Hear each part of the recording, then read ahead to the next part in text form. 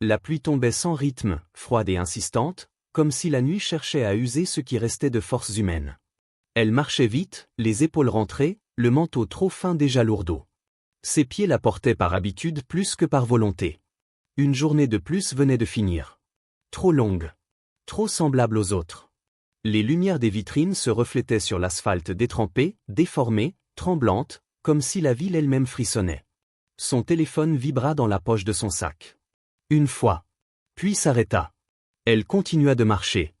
Les appels inconnus, à cette heure-là, n'apportaient jamais rien de bon.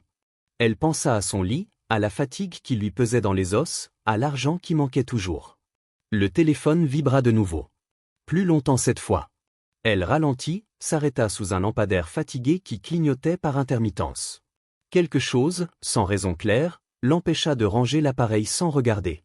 Elle répondit. Au début, il n'y eut rien. Puis un son. Un souffle court, irrégulier. Et un bruit sec, répété, comme des dents qui s'entrechoquent. Elle sentit sa nuque se raidir. « Allô » dit-elle doucement, comme si parler trop fort pouvait briser quelque chose. Le souffle continua. Derrière, le bruit de la pluie. Des voitures au loin. La rue. L'extérieur. Pas une plaisanterie. Pas un enregistrement. C'était réel. Vivant. Fragile. « Tu es là » demanda-t-elle. « Tu peux me parler » Un silence. Puis un mot, à peine audible, arraché à une gorge trop serrée. « Aidez-moi » Sa poitrine se contracta. Elle regarda autour d'elle, comme si la réponse pouvait être écrite quelque part sur les murs mouillés. « Où es-tu » dit-elle aussitôt. « Dis-moi ce que tu vois. » La voix mit du temps à revenir. Quand elle revint, elle tremblait plus encore. Des phrases cassées. Un banc. Un grand bâtiment clair. Des arbres. Le froid. Elle n'attendit pas d'en savoir plus. Elle changea de direction et se mit à courir, ignorant la douleur dans ses jambes, l'eau glacée qui s'infiltrait dans ses chaussures. Elle la vit avant de vraiment la reconnaître. Une petite silhouette recroquevillée, immobile, trop immobile pour être normale. Les vêtements, chers mais trempés, collaient à un corps maigre. Les cheveux sombres pendaient en mèches lourdes autour d'un visage trop pâle pour son âge. Les yeux, grands ouverts, semblaient plus vieux que le reste d'elle. Elle s'approcha lentement. « C'est moi. Je suis venue, dit-elle. Tu n'es plus seule. » La fillette ne parla pas. Elle tenait un téléphone rose, fissuré, serré contre sa poitrine comme une bouée. Quand elle posa son manteau sur ses épaules, l'enfant ne protesta pas. Elle se laissa faire, comme quelqu'un qui n'a plus l'énergie de refuser. « Comment tu t'appelles » murmura-t-elle en frottant doucement ses bras pour les réchauffer. Pas de réponse. Juste un regard, puis les yeux qui glissèrent vers l'écran du téléphone. Un contact était ouvert. Un seul. Un prénom. Papa. Elle inspira profondément avant d'appuyer. La sonnerie ne dura pas longtemps. « Qui est mort » demanda une voix d'homme, grave, tranchante, sans préambule. Elle déglutit. « Personne n'est mort. Mais votre fille est dehors. Elle est trempée, elle tremble, elle ne peut presque pas parler. » Le silence qui suivit fut court, mais lourd, comme une porte qu'on ferme très lentement. « Passez-la-moi » dit la voix. « Elle n'en est pas capable » répondit-elle. « Elle a besoin d'aide maintenant. » Un souffle. Des bruits en arrière-plan. Des ordres donnés à voix basse. « Ne bougez pas » dit-il enfin. « J'arrive. » 8 minutes plus tard, la nuit changea de forme. Des véhicules noirs surgirent, s'arrêtèrent net. Des hommes descendirent, précis, rapides. Et lui apparut. Grand. Calme. Dangereusement calme. Il s'agenouilla devant l'enfant et son visage se fendit d'une expression qu'elle n'aurait jamais imaginée possible. La fillette tenta de se lever, chancela. Il la rattrapa aussitôt et la serra contre lui. Elle enfouit son visage dans son cou comme si elle s'y cachait du monde entier. Alors seulement, elle comprit. Elle n'avait pas seulement répondu à un appel. Elle venait d'entrer dans quelque chose dont on ne ressort jamais tout à fait. Le silence revint après le départ précipité du parc, mais ce n'était pas un vrai silence. Il vibrait encore de ce qui venait de se produire, comme l'air après un orage trop proche. Elle était assise à l'arrière d'un véhicule aux vitres sombres, les mains jointes sur ses genoux, le corps encore humide, tandis que l'enfant dormait enfin, enroulé dans une couverture épaisse, sa respiration irrégulière mais plus calme. L'homme était devant, légèrement tourné vers l'arrière. Il ne parlait pas. Il observait. Son regard glissait sur elle sans insistance apparente, mais rien ne lui échappait. Ses vêtements simples, ses chaussures usées, la fatigue dans ses traits. Elle sentit ce regard comme un poids discret mais constant, une présence qu'on ne pouvait ignorer. « Vous n'avez pas appelé la police » dit-il finalement. Ce n'était pas une question. Elle leva les yeux vers lui. « Elle m'a demandé de vous appeler » répondit-elle simplement. Il acquiesça lentement, comme si cette réponse confirmait quelque chose qu'il soupçonnait déjà. Le reste du trajet se fit sans un mot. Lorsqu'ils arrivèrent, elle comprit qu'elle n'avait encore rien vu. Le portail s'ouvrit sans bruit. La maison, vaste, élégante, éclairée avec retenue, ressemblait plus à une forteresse qu'à un foyer. On l'installa dans une pièce chaude. Des vêtements s'accaparurent sans qu'elle sache d'où. Une femme parla doucement à l'enfant, la guida vers une salle de bain. Elle resta seule quelques instants, debout, mal à l'aise, comme une invitée arrivée par erreur dans une vie qui n'était pas la sienne. L'homme entra. Il avait retiré sa veste. Son ton, quand il parla, était posé, presque neutre. « Ma fille s'appelle Lucia. » Elle hocha la tête. Elle a été très courageuse. Un silence passa entre eux. Il regarda vers la porte par laquelle l'enfant avait disparu. « Elle ne parle plus depuis des semaines, dit-il. Ce soir, elle a trouvé votre numéro. Et elle a parlé. » Il la fixa de nouveau, plus attentivement. « Qui êtes-vous » Elle répondit sans détour. Son prénom. Son travail. Ses études qu'elle essayait de finir. Rien d'exceptionnel. Rien qui explique ce qui venait de se passer. Il l'écouta sans l'interrompre, comme on écoute un rapport. « Restez cette nuit » dit-il ensuite. Pour elle. Elle ouvrit la bouche pour refuser, mais aucun mot ne sortit. Elle pensa à l'enfant, à ses doigts glacés, à son regard suppliant. Elle hocha la tête. Les jours suivants s'installèrent dans une étrange routine. La maison était grande, silencieuse, réglée comme une mécanique. Lucia parlait peu, mais elle cherchait toujours sa présence. Un regard, un pas de plus, une main glissée contre la sienne. Elle apprit à respecter ses silences, à ne pas les forcer. Lui était partout et nulle part. Elle le voyait passer, donner des ordres à voix basse, disparaître derrière des portes qu'elle ne franchissait jamais. Quand leurs regards se croisaient, elle sentait une tension qu'elle n'arrivait pas à nommer.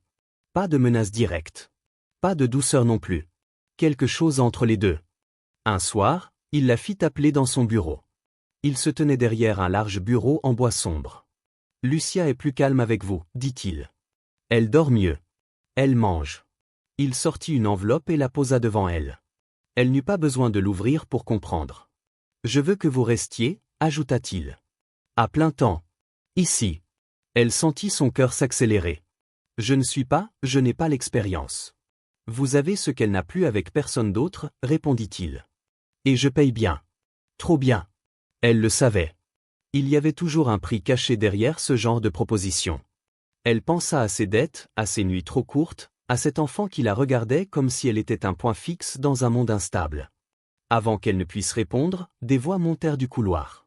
Deux hommes entraient, leurs paroles brusquement interrompues en la voyant. L'un d'eux la détailla avec un sourire sans chaleur. « C'est elle » demanda-t-il. L'homme devant elle se leva légèrement, se plaça presque imperceptiblement entre eux. « C'est la personne qui s'occupe de ma fille » dit-il calmement. Ce soir-là, en regagnant sa chambre, elle comprit qu'elle n'était plus une simple invitée. Elle était devenue un enjeu. Et sans l'avoir choisi, elle venait de se placer au centre d'un monde où l'affection et le danger avançaient main dans la main. La maison semblait respirer différemment à présent. Elle l'avait senti dès le matin, avant même que quelqu'un ne prononce un mot. Les pas dans les couloirs étaient plus nombreux, plus rapides. Les voix plus basses.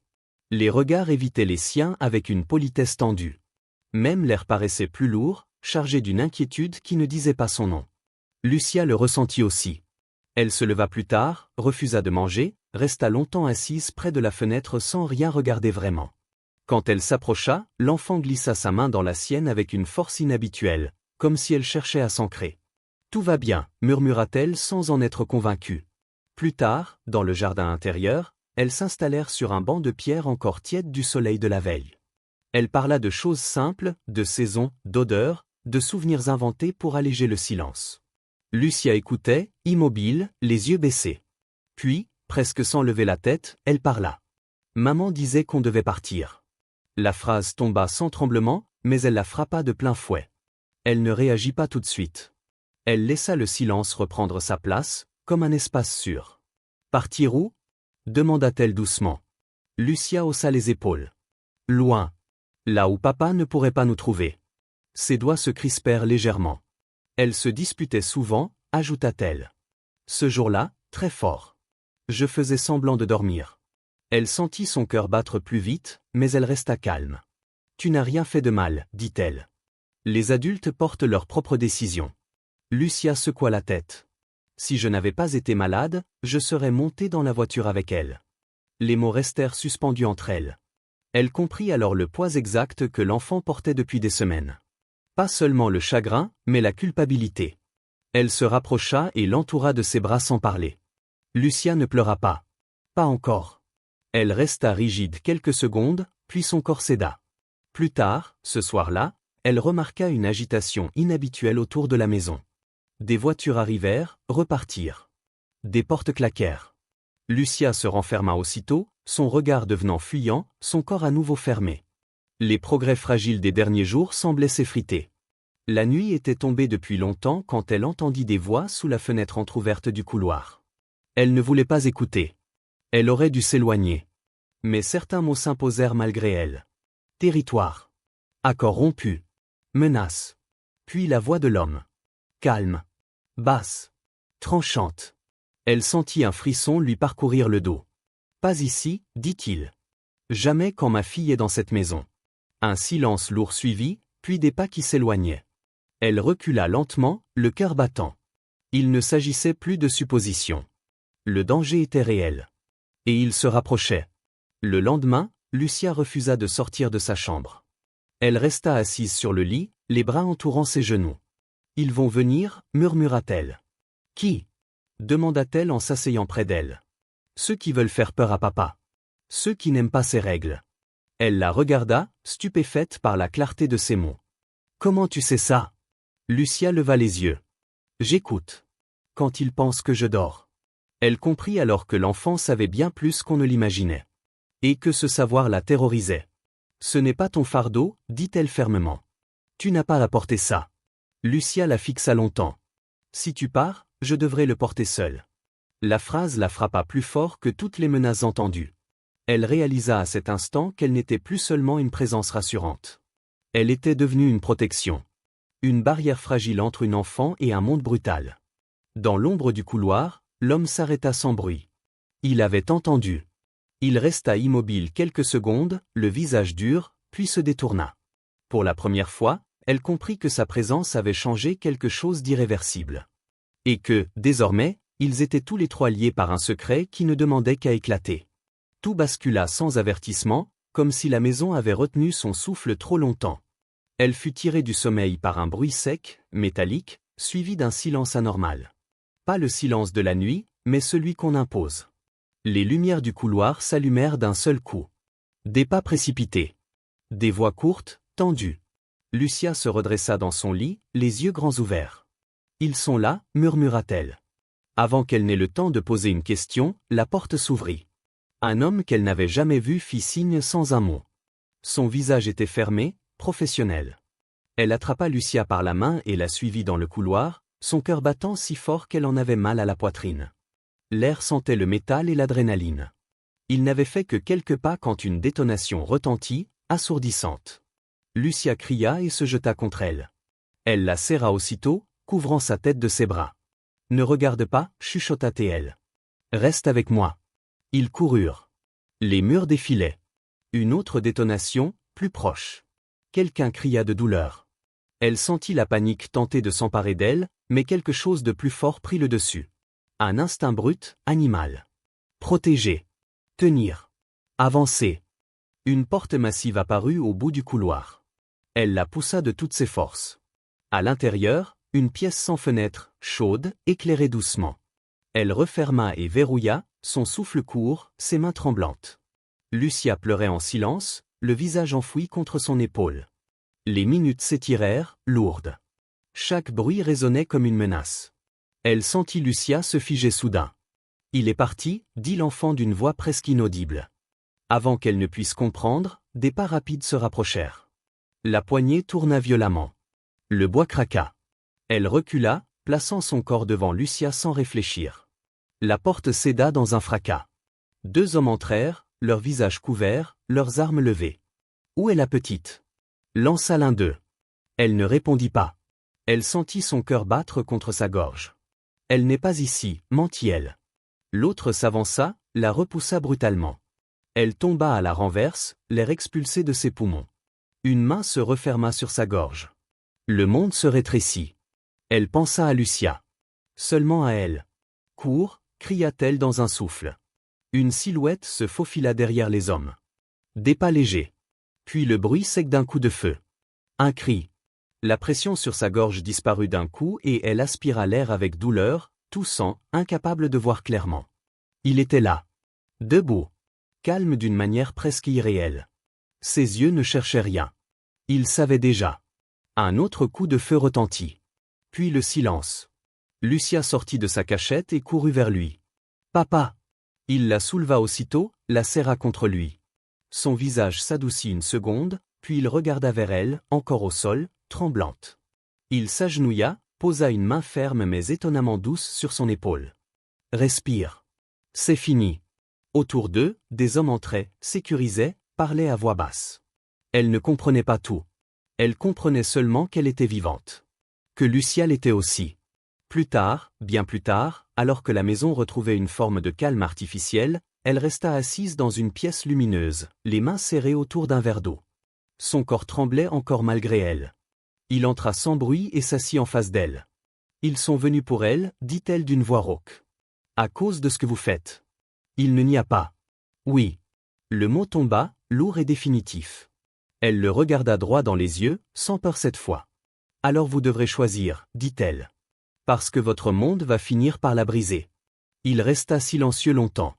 Puis il répondit, plus bas. « C'est déjà ce que j'essaie d'empêcher. » Elle comprit alors que ce combat ne se jouait pas seulement dehors, arme à la main. Il se jouait aussi là, dans cette maison, entre un père, une enfant, et une femme qui avait risqué sa vie sans jamais l'avoir décidé. L'aube se leva sur une maison méconnaissable. Les couloirs étaient propres, trop propres, comme si la nuit avait été effacée à la hâte. Pourtant, l'air gardait une lourdeur persistante, une trace invisible de ce qui s'était passé. Elle se réveilla avec une douleur sourde à la gorge et aux épaules, chaque respiration lui rappelant la main qui s'y était refermée. Lucia dormait encore, roulée en boule, serrant contre elle une peluche qu'elle n'avait jamais vue auparavant. Elle resta quelques minutes à la regarder respirer, à s'assurer que le calme était réel. Puis elle se leva et sortit sans bruit. Il l'attendait dans une pièce baignée de lumière douce. Il n'avait pas dormi. Cela se voyait à ses yeux, à la rigidité de ses gestes. Il lui tendit une tasse chaude qu'elle accepta sans un mot. « Vous auriez pu partir, dit-il après un long silence. Beaucoup l'auraient fait. » Elle avait peur, répondit-elle simplement. « Je ne pouvais pas. » Il acquiesça lentement. Ce qui s'est passé cette nuit ne s'arrêtera pas là. Elle le savait déjà. « Je ne peux pas rester si c'est pour la voir vivre enfermée, dit-elle. Elle mérite une vie normale. » Il posa les mains à plat sur la table. « La normalité n'existe pas pour nous, dit-il sans détour. Mais la sécurité, oui. Et je peux la garantir. » Elle leva les yeux vers lui. « À quel prix ?» Il la regarda longuement, comme s'il pesait enfin ses mots sans masque. « La vérité. » Il lui parla alors de son monde, sans détails inutiles, sans fierté non plus. Des règles. Des territoires. Des hommes qui testent, qui provoquent, qui attaquent quand ils sentent une faille. Il ne se présenta pas comme un héros. Seulement comme quelqu'un qui avait choisi de contrôler plutôt que de subir. Ils l'ont visée parce qu'elle est ce que j'ai de plus précieux, conclut-il. Et parce qu'ils pensent que cela me fera plier. Elle sentit une colère sourde monter en elle. Et vous, vous continuez malgré tout. Parce que si je disparais, ce sera pire, répondit-il. Pour elle. Pour beaucoup d'autres. Il se leva et alla chercher un dossier. Il le posa devant elle. Ceci est pour vous. Elle l'ouvrit lentement. Des documents. Des lettres. Des réponses jamais reçues. Des opportunités perdues sans qu'elle n'en ait eu connaissance. Son cœur se serra. Comment ? J'ai fait vérifier votre passé, dit-il sans détour. Après le parc. Après Lucia. Une chaleur désagréable lui monta aux joues. Vous n'aviez pas le droit. Peut-être, admile. Mais je voulais savoir qui protégeait ma fille. Elle referma le dossier. Et maintenant ? Il inspira profondément. Je vous propose de partir avec nous. Loin d'ici. Temporairement. jusqu'à ce que la situation se stabilise. Elle secoua la tête. Vous me demandez de tout quitter. Je vous offre le choix, corrigea-t-il. Si vous partez seul, je veillerai à votre sécurité. Si vous restez, ce sera auprès d'elle. Pas par obligation. Par décision. Un silence s'installa. Elle pensa à sa vie d'avant. Aux nuits courtes. À la solitude. Puis elle pensa à Lucia, à sa peur viscérale de l'abandon. Elle croit que tout est de sa faute, dit-elle doucement. Si je pars maintenant, je renforcerai cette idée. Il baissa les yeux. Elle a besoin de vous. Et vous aussi, murmura-t-elle sans le regarder. Il ne répondit pas tout de suite. Peut-être, concéda-t-il finalement. Plus tard, dans la chambre de Lucia, elle aida l'enfant à ranger quelques affaires. Lucia leva vers elle un regard anxieux. Tu vas rester, n'est-ce pas? Elle s'agenouilla à sa hauteur. Je ne te laisserai pas seule. Les épaules de l'enfant se détendirent enfin. À cet instant précis, elle comprit que sa décision était déjà prise. Pas par courage. Pas par loyauté. Mais parce qu'elle ne pouvait plus faire semblant d'être extérieure à leur histoire. La vraie question n'était plus de savoir si elle partirait. Mais ce qu'elle accepterait de devenir en restant. Le départ se fit dans un calme presque irréel. Pas de sirène. Pas de précipitation visible. Seulement des valises refermées, des portes qui se ferment doucement, et ce sentiment étrange d'abandonner une vie qui n'avait jamais vraiment été la sienne. La pluie était revenue, fine cette fois, lavant les dernières traces d'une violence que personne ne mentionnait plus. Lucia marchait entre eux, tenant leurs deux mains avec une assurance nouvelle. Elle parlait par petites phrases, parfois hésitantes, mais bien là. Des mots simples. Des observations banales. Chaque syllabe semblait être une victoire silencieuse. Elle l'écoutait comme on écoute quelque chose de fragile et précieux à la fois, avec une attention totale. Le trajet fut long. Les paysages défilaient sans qu'elle cherche à les retenir. Elle observait surtout l'enfant, sa respiration régulière, sa manière de s'endormir sans sursaut. En face, il travaillait en silence, concentré, mais son regard se levait souvent vers Lucia, puis vers elle. Il n'y avait pas de promesse dans ses regards. Seulement une forme de reconnaissance discrète. Les jours suivants prirent une autre texture. Plus lente. Plus douce. Lucia retrouva peu à peu des gestes d'enfant. Des rires courts, prudents. Des questions. Elle recommença à dessiner, à raconter ses rêves. Parfois, elle parlait de sa mère sans se briser. D'autres fois, elle se taisait, et c'était acceptable aussi. Il ne changea pas fondamentalement. Il restait cet homme de contrôle et de décision lourde. Mais elle remarqua de petites fissures. Une patience nouvelle. Des silences partagés avec sa fille. Des moments où il restait simplement là, sans téléphone, sans ordre. Un soir, alors que Lucia dormait déjà, il s'approcha d'elle sur la terrasse. « Elle va mieux, dit-il. »« Elle va continuer, répondit-elle. Si on lui laisse le temps. » Il hocha la tête. « Et vous ?» La question était simple, mais elle mit du temps à répondre. « Je ne sais pas encore, admit-elle. Mais je ne fuis plus. » Il accepta cette réponse comme elle était. Sans insister. Sans exiger. Elle comprit alors que quelque chose d'essentiel avait changé. Pas le monde autour d'eux. Mais leur manière d'y faire face. Un matin, Lucia courut vers elle avec un dessin. 3 silhouettes. Une petite au milieu. 2 grandes de chaque côté. « C'est nous, dit-elle fièrement. » Elle sentit sa gorge se serrer, mais cette fois, ce n'était pas de la peur. C'était autre chose. Quelque chose qui ressemblait à un avenir possible, imparfait, mais réel. Elle regarda l'horizon, la mer au loin, et pensa à tout ce qui avait commencé par un simple appel dans la nuit. Elle n'avait pas sauvé le monde. Elle n'avait pas changé la nature des choses. Mais elle avait répondu. Et parfois, c'était suffisant. Si cette histoire vous a touché, pensez à aimer la vidéo, à vous abonner à la chaîne et à la partager avec ceux qui aiment les récits humains et profonds. Votre soutien fait toute la différence.